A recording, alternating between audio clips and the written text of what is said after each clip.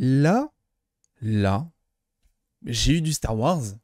Là, c'était incroyable. Bonjour à toutes et à tous, on m'appelle Steven, nous allons parler donc de cet avant-dernier épisode de la série Obi-Wan Kenobi. Comme chaque semaine, c'est full spoiler, donc si vous n'avez pas vu l'épisode, ne restez pas sur cette vidéo. Et ça y est, on s'approche de la fin forcément, et on le sent avec un épisode qui est rythmé tout du long. L'épisode passe vraiment en 10 minutes, on a du fanservice, on a du développement de personnages, on a de l'action, c'est génial. J'ai pris mon pied monumental devant cet épisode et donc j'imagine les énormes fans de Star Wars qu'ils ont pu ressentir parce que ça commence directement. Bref, on va parler de tout ça. N'hésitez pas à me donner votre avis en commentaire comme d'habitude et puis nous c'est parti. On se charge de parler de cet épisode de Obi-Wan Kenobi.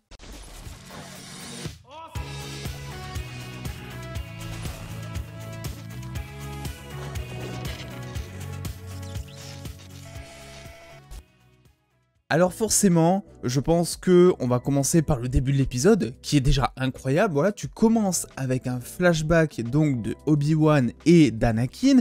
On voit enfin Hayden Christensen. Alors là-dessus, c'est vrai que j'ai des petits doutes parce que je sais que certains sont très contents que Hayden Christensen, j'arrive pas à dire correctement son prénom, donc si jamais je gafouille, vous inquiétez pas, c'est normal. Bref, en fait, il est casté dans la série depuis le début, il joue Dark Vador, on le sait, sauf que le souci, c'est qu'il est derrière un énorme masque, celui de Dark Vador, et qu'en plus sa voix n'est pas la sienne. Donc il faut savoir en fait qu'il est là parce que pour l'instant tu ne le savais pas forcément. Alors oui, tu sais qu'il est derrière le masque et tout, mais c'est pas pareil. Donc là, ça y est, pour la première fois, tu as un flashback, ce qui est incroyable. Bon, tu sens quand même que les acteurs ont un peu vieilli, mais franchement, c'est pas dérangeant. Je trouve qu'ils ont fait un plutôt bon taf. D'ailleurs, beaucoup plus du côté donc de Ewan McGregor, qui fait beaucoup plus le Obi-Wan d'avant, parce que j'ai l'impression qu'il a pas si changé que ça. Donc il y a un changement qui est moins marquant le concernant, contrairement à Hayden Christensen, où justement je crois qu'il avait aux alentours de 20 ans, et maintenant il a aux alentours de 40 ans il me semble. Donc c'est clair qu'il y a un petit gap. Ce flashback, il va servir tout du long,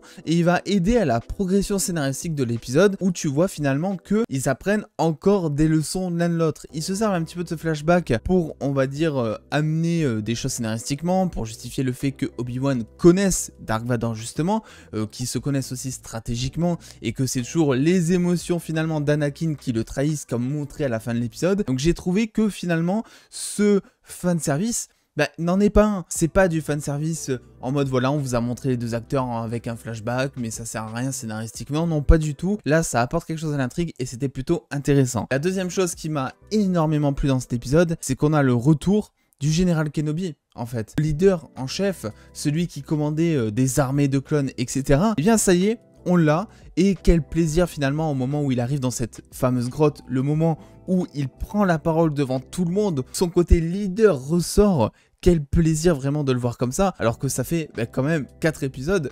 Vraiment désolé, mais vous en attesterez vous-même. On se tape un déchet, quoi, tu vois, genre, c'est normal, ça sert au personnage aussi.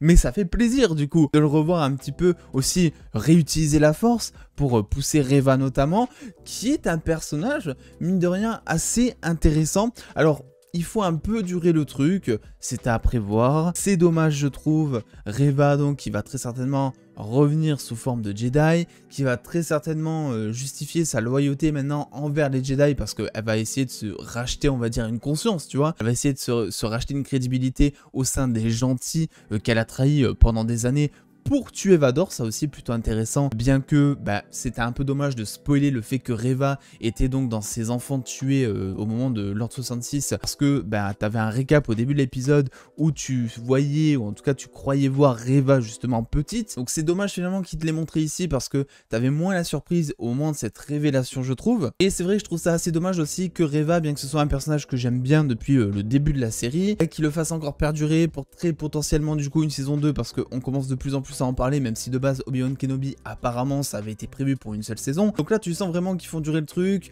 qu'elle va aller sur Tatooine, qu'elle va notamment peut-être protéger Luke de quelque chose, et que c'est comme ça qu'elle va pouvoir se faire respecter ou gagner la confiance d'Obi-Wan par exemple. Donc là-dessus c'est dommage, moi j'aurais peut-être préféré qu'elle meure, ça aurait un impact beaucoup plus important je pense.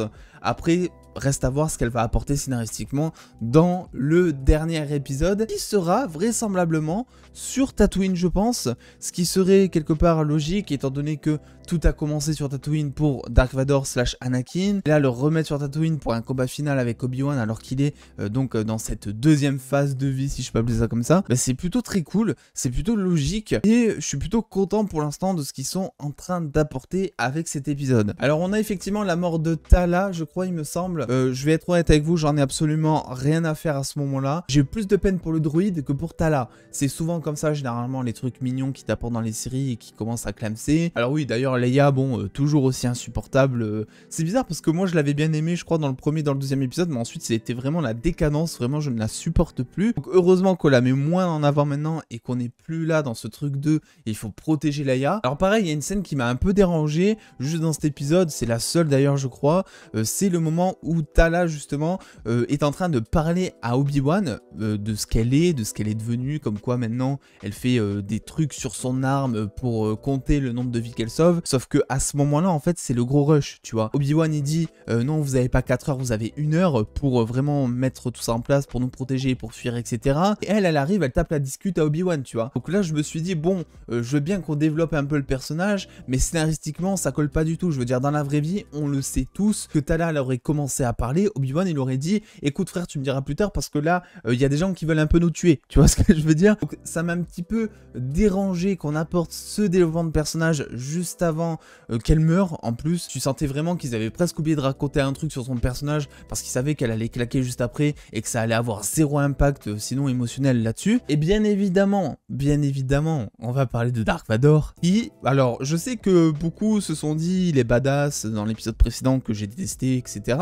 Mais dans cet épisode, oh là là, mais quelle badassitude! Le mec n'utilise même pas de sabre laser, tu vois. Il utilise juste la force, il esquive tout comme ça. Alors évidemment, ses mouvements au moment où il se bat un petit peu contre Reva au sabre laser, évidemment, ses mouvements sont très lents, mais ça reste normal, les chorégraphies sont pas ouf avec Dark Vador parce que, bah, il est lourd, en fait. Donc comme si moi, j'allais faire, je sais pas, du footing après une dinde de Noël, tu vois. Pourquoi je raconte ça? Ça n'a aucun rapport. J'ai bien aimé aussi le clin d'œil, donc au moment où ils se battent tous les deux dans les flashbacks, où ils ont exactement la même position et la même manière de se battre que au moment de l'épisode 2 je crois, oui, où Obi-Wan se bat contre Dark Vador et que Obi-Wan est vraiment en PLS et que Dark Vador est juste avec une main sur le sabre et appuie comme ça alors qu'Obi-Wan est à terre. Ils ont exactement, je crois, la même position, donc c'était plutôt cool aussi là-dessus. Et j'ai adoré aussi le fait que chacun continue à apprendre des leçons de l'autre, même dans le présent. C'est-à-dire que t'as un gros plan à la fin de Dark Vador qui suit juste le flashback où Obi-Wan lui dit que en gros son agressivité conduira à sa perte et qu'en gros ses émotions, son impatience, bah, ça le mène nulle part finalement et qui pourrait être beaucoup plus stratégique. Mais juste après t'as un gros plan de Dark Vador qui regarde donc l'autre vaisseau s'envoler. Tu vois qu'il est dégoûté parce qu'il repense à ce moment-là où Obi-Wan lui a fait la leçon et tu vois qu'en fait il a pas vraiment progressé depuis, qu'il a toujours, on va dire, ce défaut en fait d'être impatient. Alors ça va peut-être aussi en rassurer certains, le Grand Inquisiteur n'est pas mort étant donné que oui, on le voit dans Rebels qui se passe bien après, donc c'était logique qu'il revienne. Par contre, j'attends toujours des explications sur sa résurrection entre guillemets. Alors peut-être que son coup de sabre, il se l'est pas pris au bon endroit. Après tout, on imagine que Reva qui s'est fait transpercer aussi, qui a l'air de s'être fait d'ailleurs transpercer en plein cœur, on dirait, je pense qu'elle va peut-être survivre. Donc voilà, on se pose des questions par rapport à ça. C'est vrai que dans tous les cas, j'aurais aimé avoir des explications concernant le Grand Inquisiteur, une explication un peu plus détaillée que, en gros, la vengeance, ça te fait survivre. Tu vois, genre là, c'était un peu facile à mon sens. Et c'est vrai que je pense pas être le seul à sourciller, on va dire, sur son retour, bien qu'on l'attendait. Parce que frère, on t'a placé un truc robotique dans le corps. Comment est-ce que ça s'est passé en fait? Alors il faut quand même le souligner parce qu'on dit souvent que la réalisation d'Obi-Wan Kenobi, elle est pas vraiment à la hauteur de ce qu'on attendait de la série, etc. Et pour le coup, dans cet épisode, je trouve que la réalisation est vraiment nickel. Tu ressens les enjeux, tu ressens l'agressivité au moment où l'Empire va attaquer tout le monde, tu ressens à peu près tout, et c'est vrai que même dans des décors qui sont pourtant assez rocheux, assez ternes, assez fades, voilà, ça pourrait très bien être tourné comme ça. Ils ont réussi pourtant, grâce à des effets de lumière, des effets de fumée, du contraste, un peu aussi de colorisation rouge sur les roches, etc. Ils ont réussi à rendre un décor qui ressortait pas mal, et je tiens à le dire parce que c'est vrai que selon moi, les décors dans cette série, c'est un des pires points négatifs. Et là je trouve qu'on a vraiment rehaussé le niveau, ça faisait plaisir à voir, c'était assez joli visuellement. Donc oui, vous l'aurez compris, un épisode que j'ai aimé de long en large et en travers ou presque, mis à part cette petite scène de dialogue avec Tala, et aussi le fameux manque de twist, on va dire, au twist supposé. C'est-à-dire que c'est quand même assez dommage qu'on ait tous vu Reva au moment du récap de l'épisode 1 pour raconter un petit peu tout ce qui s'était passé jusque-là, faire un récap de l'épisode 3, enfin du film numéro 3 plutôt, parce qu'on va confondre avec épisode, film, etc. C'est vrai que du coup c'était censé selon moi être un twist qui apporterait beaucoup plus à la série. Ça prend quand même à côté, bon, que Reva a rejoint l'Empire pour tuer Dark Vador, ça c'était un truc qu'on pouvait potentiellement deviner, mais auquel j'avais personnellement pas du tout pensé. Donc on va dire finalement twist à moitié réussi, mais quand bien même cet épisode était super bien rythmé, il est passé en 10 minutes, on a du développement de personnages du côté d'Obi-Wan, du côté de Reva, du côté même de Dark Vador, tout est là franchement, et le côté général de Kenobi, eh bien, fait plutôt plaisir à revoir, et on sent enfin qu'Obi-Wan commence à avoir du charisme, et ça fait extrêmement plaisir. Bref, écoutez, dites-moi ce que vous en pensez en commentaire. Est-ce que vous avez adoré, détesté cet épisode? Est-ce que vous êtes plus dubitatif? On se rejoint très vite sur les réseaux sociaux aussi, mais dès cet après-midi pour la critique full spoiler là aussi de l'épisode 2 de Miss Marvel. Et puis en attendant les dos, prenez soin de vous, faites-vous bien kiffer, des bisous les dos.